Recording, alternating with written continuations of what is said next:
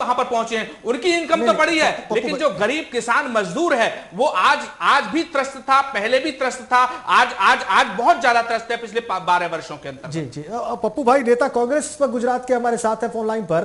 पप्पू भाई स्वागत है आपका। यहां पर डिबेट चल रही है गुजरात में वर्तमान राजनीतिक स्थिति पर, पॉलिटिकल पार्टीज के होल्ड पर और वहां के विकास की स्थिति पर आप क्या कहेंगे? मुझे पता है कांग्रेस का पक्ष आपको रखना है, लेकिन कुछ ऐसा कहें ठोस जो हम सभी को समझ में आए और आपके आर्गुमेंट्स में दम लगे।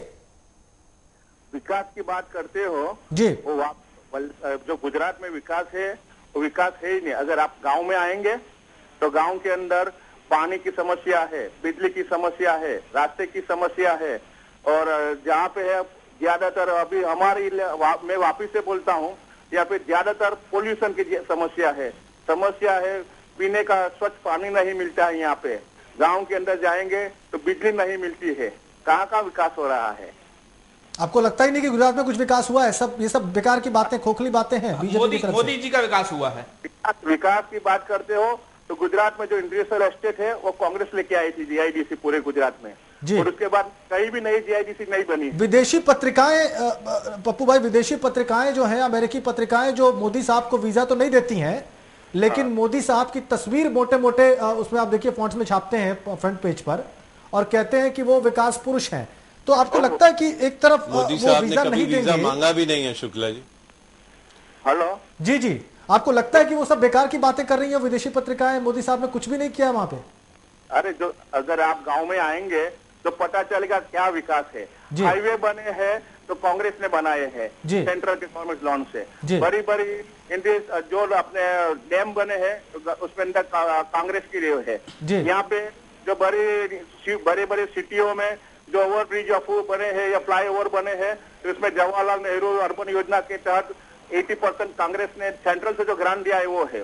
108 108 जो एम्बुलेंस चल रहे हैं उसमें भी कांग्रेस सेंट्रल की सहाय है, फिर भी वो बोलते हैं अपने नाम पे लेके। चलिए हमारे साथ पप्पू भाई एक बीजेपी के वरिष्ठ नेता है अमन सिन्हा जी, उनकी बात सुन लेते हैं, उनसे प्रश्न पूछ लेते हैं कि आप लोगों का जो चार्ज है कि इंटीरियर्स में विकास नहीं हुआ है, ग्रामीणों को कुछ भी नहीं मिला है इस विकास में, इस विकास यात्रा में, इस पर उनका क्या कहना है? अमन जी।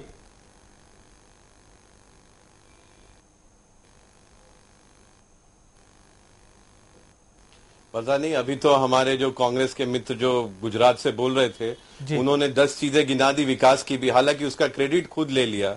तो ये तो कांग्रेस की पुरानी राजनीति है कि जो भी अच्छा हुआ उसका क्रेडिट ले लें, उसके बाद कह रहे हैं कि विकास नहीं हुआ, साथ साथ उसके उदाहरण भी दे रहे हैं। देखिए ये झूठ जो है, ये झूठ और पाखंड कब तक चलेगा? जनता काम चाहती है, जनता अपने सवालों का जवाब चाहती है, जनता लेक्चर नहीं चाहती है। आप मुझे बताइए, पावर कैपेसिटी वहां पे 3 गुना हुई है, पोर्ट कैपेसिटी वहां पे 25% से ऊपर बढ़ी है।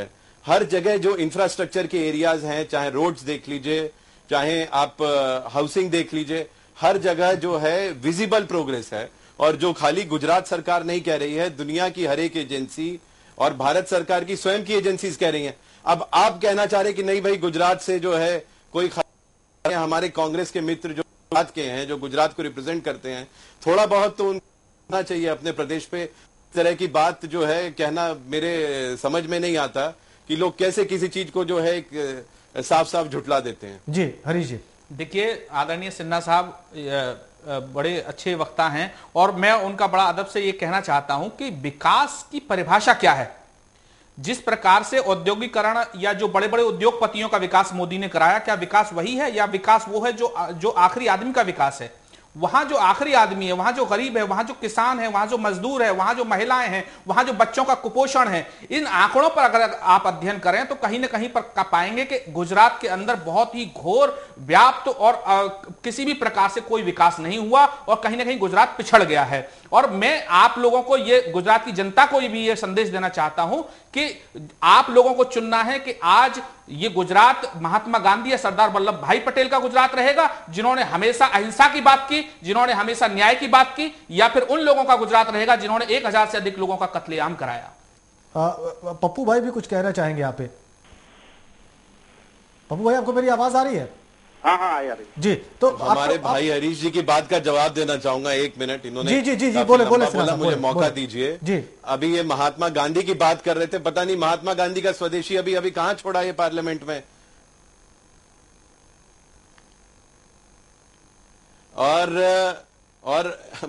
और भाई हरीश जी जो हैं, गुजरात में कोई इनके पास तथ्य हो, आंकड़ा हो तो बोलें।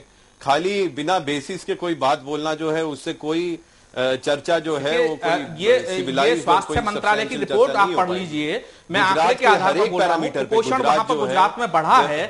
वहां पर महिलाओं के अंदर जो जिस प्रकार से बीमारियां बढ़ी हैं, जिस प्रकार से गांव के विकास आरोप हरीश जी ये लग रहा है कि ये श्रीलंका की तस्वीरें हैं जो लगा दी गई हैं। देखिए, प्रश्न ये नहीं है कि ये कहां की तस्वीर है, प्रश्न ये है कि ये ऐसा हुआ है। मैं इसका प्रश्न ये नहीं है कि ये तस्वीर कहां की है। इस माध्यम से हम ये बताना चाहते हैं कि कहीं ना कहीं पर वे लोगों को, वो तो एक एडिटिंग हुआ, वहां पर कहीं से वो तस्वीर आ गई, उन्होंने उस माध्यम से जताना चाहते हैं। एक आखिरी बात पप्पू भाई और हमारे साथ हरीश भारद्वाज जी हैं, दो लोग कांग्रेस के हैं, अमन सिन्हा साहब बीजेपी के। अमन सिन्हा साहब, भाई हरीश जी, एक बात मैं पूछूंगा सर, आपको गुजरात में एक व्यक्ति भी कुपोषित नहीं मिला। एक सवाल सर मेरा आपसे, सर एक आखिरी सवाल, समय का अभाव है, जाके इंपोर्ट करनी पड़ी। ये चर्चा हम करेंगे सर, मेरे पास भी कुछ आंकड़े हैं, उसको चैलेंज नहीं कर रहा, पर मैं आपको ये कह रहा हूं कि अगर वहां पे कोई, सर मैं सिर्फ एक प्रश्न है मेरा, आपको लगता है कि इस बार नरेंद्र मोदी और बीजेपी की स्थिति गुजरात में बेहतर हो रही है, बेहतर हो रही है, या पहले से कुछ कमजोर प्रदर्शन रहेगा? खरे